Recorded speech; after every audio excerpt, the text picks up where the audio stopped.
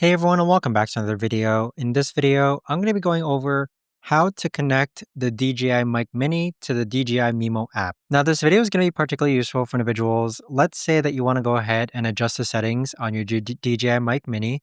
How do you actually go ahead and connect it to the app? Now this video is going to be short, sweet, and simple, guys. There's not going to be a lot of steps involved. Now, in order to do this, what you're first going to do is plug your DJI Mic Mini into your mobile device. So right now I am using the mic. Next, go ahead and install the DJI Mimo app, which looks like the top left-hand corner app. And then once it's installed and your mic is plugged in, go ahead and open up the app and you should see a pop-up that looks like this. DJI Mic Mini detected.